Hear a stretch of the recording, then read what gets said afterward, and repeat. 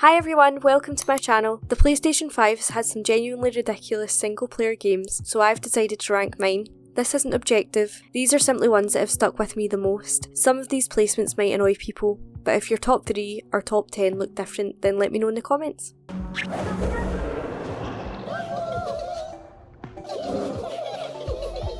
At number 10 is Cult of the Lamb. I didn't expect to like this as much as I did.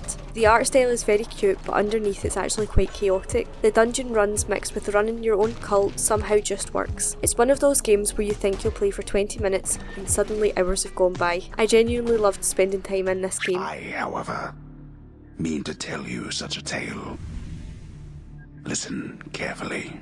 Number 10 is Hades. I know it's been out for a while, but it still feels ridiculously well polished. The combat feels exactly right, and when you fail, it never feels frustrating, it just makes you want to try again. It has a beautiful art style and a genuinely strong story behind it, and that's why I've ranked this at number 9.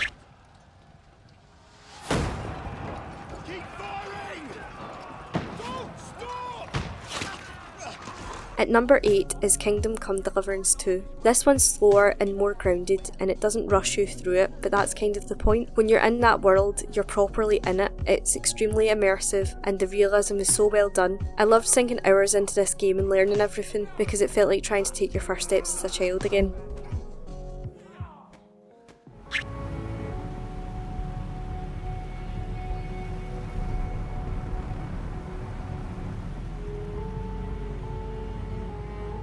Number 7 is Horizon Forbidden West. The world design in this game is honestly ridiculous. It's one of the best looking open worlds I've seen on PlayStation 5. The machine combat feels extremely satisfying, and the world feels massive without ever feeling empty. There's always something to do, and it's an absolutely stunning game.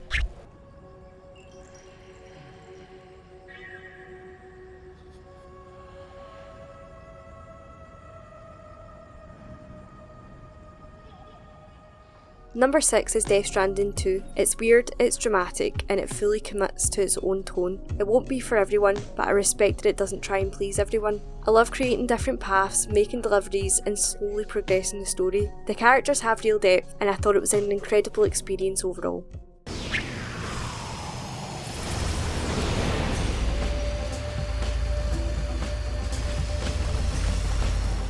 Number 5 is Astrobot. This is pure fun manifested in a game. It's constantly creative and genuinely feels like it was designed to show off what the PlayStation 5 can do, while still paying homage to earlier consoles. It gave me a great wave of nostalgia, and it's a game I love so much.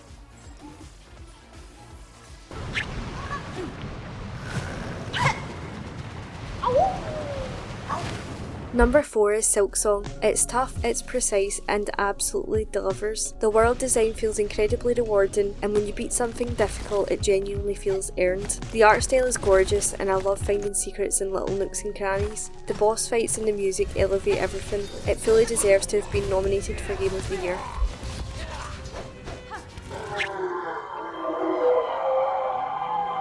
Number 3 is Elden Ring. I know some people would put this at number 1, and I completely understand why. The sense of discovery in this game is insane. I felt an overwhelming sense of achievement when I completed it, but for me there are 2 more games that hit me harder emotionally, and that's why this is ranked at number 3. You think you get to just walk away? At number 2 is God of War Ragnarok. This is blockbuster quality. The performances, the scale, the emotional moments. It's hard not to respect how well this game was made. I really loved the story, and it genuinely hit me emotionally. That's why it sits at number 2.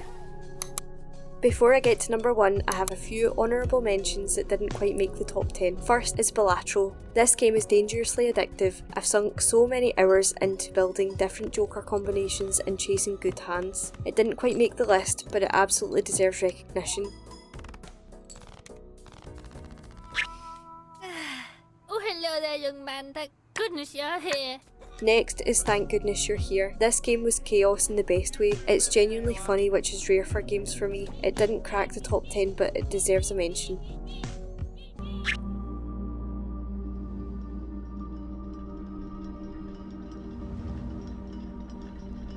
Then Blueprints. I really respect how different and clever this is. It makes you think. I had a notepad at home where I wrote down clues, and then I'd come back to them hours later and realise something new, so it definitely doesn't spoon feed you anything. It didn't stick with me quite as strongly as the top 10, but I respect it massively.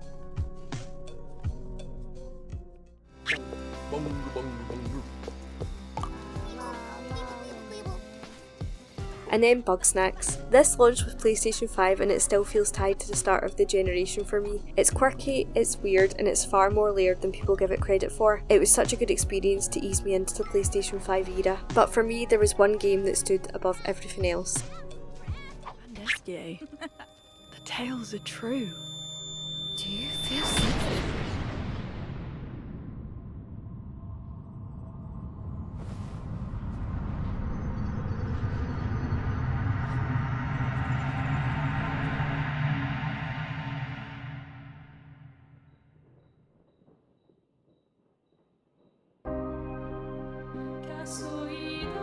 And number 1 for me is Clair Obscur Expedition 33. This game felt fresh and new when it came out. I'm not usually a fan of turn-based games, but the art direction, the tone, the atmosphere, the story, and the score completely won me over. The combat had such a satisfying feel to it, and the whole experience stuck with me in a way others didn't. It felt bold, it felt different, and knowing it was done by a small studio makes it even more impressive. That's why this is my number 1.